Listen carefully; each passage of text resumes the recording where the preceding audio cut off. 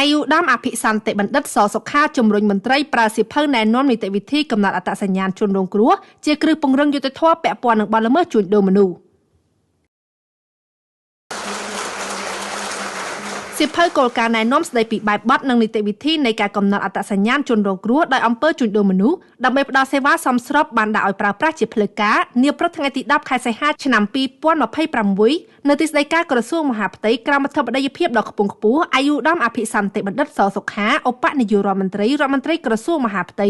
និងជាប្រធានគណៈកម្មាធិការជាតិប្រយុទ្ធប្រឆាំងអំពើជួញដូរមនុស្សកោជបជប្រមុខក្រសួងមហាផ្ទៃបានចាត់ទុកសៀវភៅនេះជានីតិវិធីនិងជាមធ្យោបាយដ៏មានសារៈសំខាន់សម្រាប់ផ្តល់យុត្តិធម៌ដល់ជនរងគ្រោះតាមរយៈនេះជនរងគ្រោះនឹងទទួលបានការយកចិត្តទុកដាក់ផ្តល់សេវាស្ដារនីតិសម្បទាសេវាសុខភាពផ្លូវកាយសុខភាពផ្លូវចិត្តនិងសេវាសង្គមការធ្វើសមាហរណកម្មសេវាផ្លូវច្បាប់និងការធ្វើមាតុភូមិនិវត្តន៍ជាដើមយោងតាមរបាយការណ៍អាយុដំជាសូមេធីរដ្ឋមន្ត្រីក្រសួងសង្គមគិច្ចអតីតយុទ្ធជននិងយុវនីតិសម្បទាសៀវភៅគោលការណ៍ណែនាំស្តីពីបែបបទនិងនីតិវិធីនៃការកំណត់អត្តសញ្ញាណជនរងគ្រោះដោយអំពើជួញដូរមនុស្សដើម្បីផ្តល់សេវាសមស្របនេះត្រូវបានរៀបចំឡើងក្នុងគោលដៅលើកកម្ពស់ប្រសិទ្ធភាពនៃការផ្តល់សេវាគាំពារឲ្យបានសមស្របទៅនឹងសេចក្តីត្រូវការចាប់តាំងពីដំណាក់កាលដំបូងដោយមិនទុកជនរងគ្រោះចោលនិងមិនអូសបន្លាយពេលវេលាដែលនាំឲ្យជនរងគ្រោះកាន់តែប្រឈមនឹងភាពរងគ្រោះបន្តទៀតនោះឡើយអាយុដំសង្កត់ធ្ងន់ថាគោលការណ៍ណែនាំទាំងនេះក៏មានគោលបំណងសំខាន់ក្នុងការគាំទ្រដល់ការអនុវត្តបទបញ្ញត្តិគតិយុត្តជាតិនិងអន្តរជាតិពាក់ព័ន្ធនានាឲ្យបានពេញលេញនិងមានប្រសិទ្ធភាពខ្ពស់សៀវភៅគោលការណ៍ណែនាំនេះត្រូវបានបែងចែកជា3ផ្នែកធំៗដោយផ្ដោតលើខ្លឹមសារសំខាន់ៗរួមមានទី1សេចក្តីផ្ដើម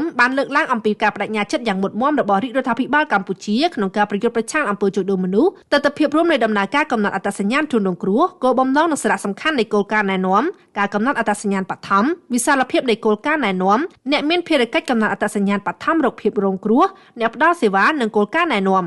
ទី2ការយល់ដឹងអំពីអំពើជួញដូរមនុស្សបានបង្ហាញអំពីធាតុផ្សំទាំង3នៃអំពើជួញដូរមនុស្សដោយផ្អែកតាមច្បាប់ជាតិនិងអន្តរជាតិនិងលក្ខខណ្ឌវិនិច្ឆ័យសម្រាប់ការកំណត់ស្ថានភាពជាជនរងគ្រោះក្នុងករណីជួញដូរមនុស្សដើម្បីផ្ដល់សេវាសមស្របនិងទី3នីតិវិធីនៃការកំណត់អត្តសញ្ញាណបឋមជនរងគ្រោះដោយអំពើជួញដូរមនុស្សដើម្បីផ្ដល់សេវាសមស្របដែលក្នុងនោះរួមមាននីតិវិធីសម្រាប់ជនរងគ្រោះកម្ពុជាដែលរងគ្រោះនៅក្នុងប្រទេសនីតិវិធីសម្រាប់ជនរងគ្រោះជាបរទេសដែលរងគ្រោះនៅក្នុងប្រទេសកម្ពុជានិងនីតិវិធីសម្រាប់ជនរងគ្រោះកម្ពុជានៅបរទេសគួរកត់សម្គាល់ថាសៀវភៅគោលការណ៍ណែនាំដែលត្រូវប្រកាសដោយប្រើប្រាស់នាពេលនេះគឺជាលទ្ធផលការចេញពីកិច្ចខិតខំប្រឹងប្រែងរួមគ្នារវាងថ្នាក់ដឹកនាំនិងអ្នកបច្ចេកទេសមកពីក្រសួងស្ថាប័នពាក់ព័ន្ធក្រោមការឧបត្ថម្ភគាំទ្រយ៉ាងសកម្មពីទីភ្នាក់ងារសហប្រតិបត្តិការអន្តរជាតិជប៉ុនចៃកាប្រចាំកម្ពុជាគ្រប់ភាគីបានរួមគ្នាពិភាក្សាដកពិសោធន៍និងស្វែងរកចំណុចប្រឈមឬចំណុចខ្វះខាតក្នុងការអនុវត្តកន្លងមកដើម្បីយកមកកែលម្អនិងបំពេញបន្ថែមឲ្យកាន់តែសុក្រឹតក្នុងដំណាក់កាលដ៏លំបាកស្មុគស្មាញនៃការឆ្លើយតបទៅនឹងបទល្មើសជួញដូរមនុស្សដែលបង្កប់នឹងផ្សារភ្ជាប់ដោយអំពើឆបោកតាមប្រព័ន្ធបច្ចេកវិទ្យា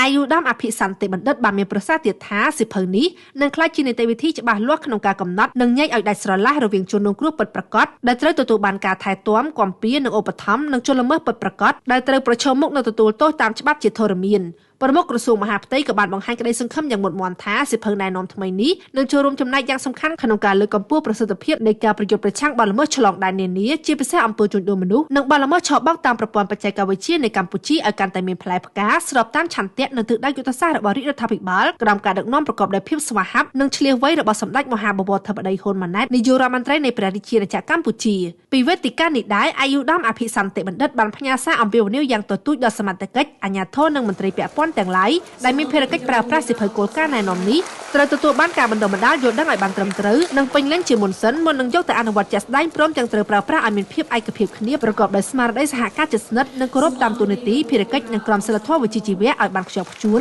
ដើម្បីជាប្រយោជន៍ដល់ជនរងគ្រោះពិតប្រាកដនិងធ្វើជាមូលដ្ឋានគ្រឹះក្នុងការវេចមុខស្វែងរកជនល្មើសមកទទួលទោសតាមច្បាប់ជាធរមានដោយគ្មានការលើកលែង